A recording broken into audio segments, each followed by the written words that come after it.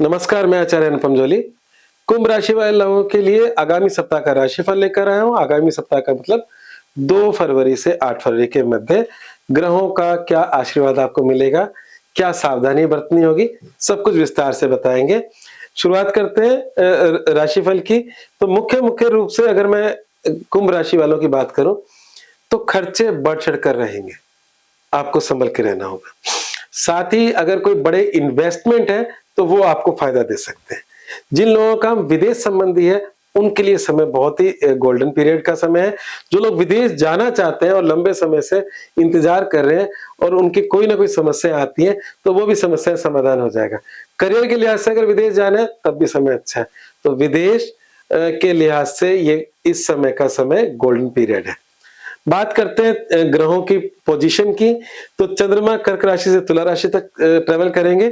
बाकी ग्रह में अगर हम देखें, चतुर्ग्रह योग आपकी राशि से 12वें मतलब मकर राशि के अंदर शुक्र, सूर्य, बुध, मंगल बैठे हुए हैं। आपकी राशि से राहु गुजर रहे हैं, जो कि अभी पूरे साल भर रहेंगे। और राहु मैनेजमेंट की ताकत भी देता है, और राहु कहीं ना कहीं भ्रामिक स्थिति भी बनाता है। ये सब कुछ आप पर निर्भर करता है कि उस राहु को किस तरीके से आपको यूज करना है। शनि मीन राशि के अंदर, बृहस्पति मिथुन में वक्री हैं, और केतु सिंह राशि के अंदर है। तो ये ग्रहों की स्थिति है। मतलब हफ्ते की शुरुआत बहुत सशक्त होने वाली है। चंद्रमा आपकी छठी राशि से 7वीं राशि में जाएगा। छठी राशि आपको सशक्त बनाती है, 7वीं राशि भी आपके लिए मौज शौक वाली होगी। पर जो सावधान रहने वाले दिन है उनकी चर्चा कर लेते हैं। वो 5 फरवरी से 7 फरवरी है। तो आपके पूरे सप्ताह के मुख्य रूप से 3 दिन मतलब आधा सप्ताह इसमें जाने वाला है, 5 से 7, जब आपका चंद्रमा ट्रेवल करेगा आपकी राशि से अष्टम।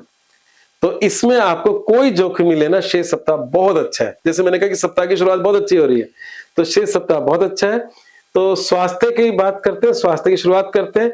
तो स्वास्थ्य में कोई भी जोखिम 5 से 7 के बीच में ना लीजिए, ठीक है? क्योंकि आपके जिसको मैंने विदेश और ग्लोरीफाई किया है, वो कभी कभी हॉस्पिटल भी पहुंचा देता है वो स्थान। तो अभी आपको अपने स्वास्थ्य के लिहाज से थोड़ा सा केयर करना होगा, खासकर 5 से 7 फरवरी के बीच में। करियर के लिहाज से जहां तक सवाल है, मैंने जैसे बोला कि जिन लोगों की कंपनी एमएनसी है, विदेशी कंपनी है, या जो लोग इंपोर्ट एक्सपोर्ट जैसा कार्य कर रहे हैं, या जो लोग विदेश में नौकरी कर रहे हैं, तो उन सब के लिए समय कहीं ना कहीं बहुत ही अच्छा है। और जो लोग व्यापारी वर्ग है उनको इस समय जो जैसे चीजों का संग्रहण करते हैं, हम अपना स्टोर कर लेते हैं खरीद के। तो जैसे जो कुछ लोग सोना चांदी, जिनका अपना जैसा ट्रेड होता है वैसी चीजों का संग्रह करते हैं, तो इस समय उस प्रकार का इन्वेस्टमेंट करने का समय है। तो आप लोग अभी इस समय जो संग्रहण करेंगे वो भविष्य में जाकर लाभ देगा। तो ये तो व्यवसाय की बात हो गई। नौकरी के लिहाज से जो लोग विदेश से संबंधित नहीं है उनके लिए भी समय अच्छा है। कहीं ना कहीं मंगल का उच्च का होना वो उनको भी ताकत दे रहा है। तो निश्चिंत रहे बिल्कुल। और इस हफ्ते एक बात और है, आपके मित्रों का खूब साथ मिलने वाला है। आप हो सकता है कि कोई मित्रों के साथ भी कोई लंबी ट्रिप पे चले जाए, ऐसी बात भी हो सकती है। और विदेश यात्रा, लेजर ट्रिप भी हो सकता है दोस्तों के साथ। चलिए नौकरी व्यवसाय के बाद आते हैं फाइनेंस को लेके। फाइनेंस को लेके एक ईश्वर कृपा आपके बनी हुई है, और ईश्वर कृपा से जो बृहस्पति हैं वो आपके इनकम का लॉर्ड होके इनकम के घर को देख रहे हैं। बृहस्पति की दृष्टि बहुत ही अच्छी होती है, तो आप निश्चिंत रहें। इनकम का कोई ना कोई साधन बना रहेगा। अगर आप नौकरी से स्ट्रगल भी कर रहे हैं तो डरे मत, है ना? आपका अगर एक छूटती है तो दूसरा कोई ना कोई रास्ता जरूर निकल जाएगा। इनकम का नाता आपसे नहीं टूट रहा, तो इनकम के लिहाज से भी समय मेरे को चिंताजनक नहीं लग रहा। हाँ, कम ज्यादा सबका अपना अपना रोल हो सकता है, उसको तो हम कुछ नहीं कर सकते।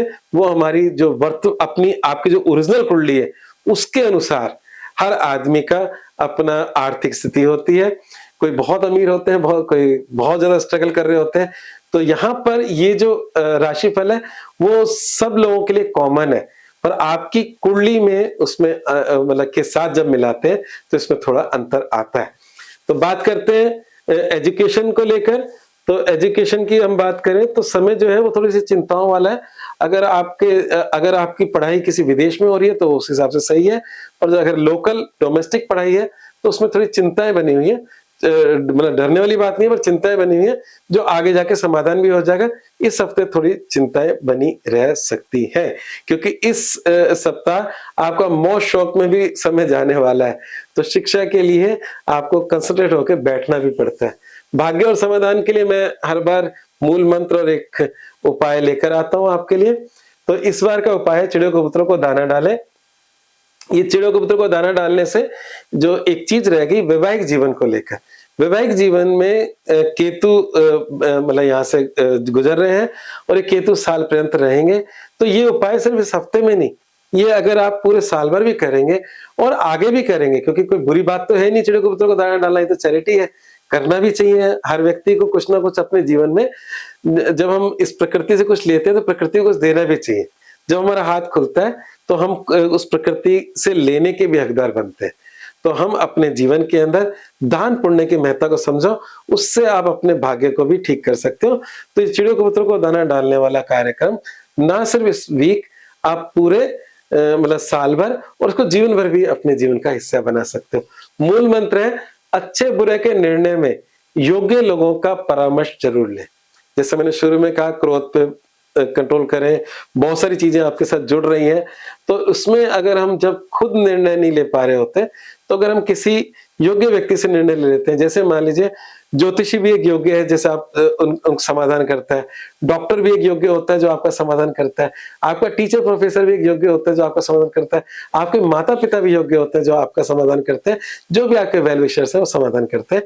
तो आप जिनको आप अपना समझते हैं उनसे सलाह लेकर अपने मतलब परेशानियों को हल आप निकाल सकते हैं। अगर आपका मेरा राशिफल आपको पसंद आ रहा है और आपके जीवन के समाधान मिल रहे हैं, तो मेरे चैनल को सब्सक्राइब भी करें और बेल आइकन भी दबाएं, जिससे आपको निरंतर आगे मेरे वीडियो मिलते रहे। आज बस इतना ही, धन्यवाद।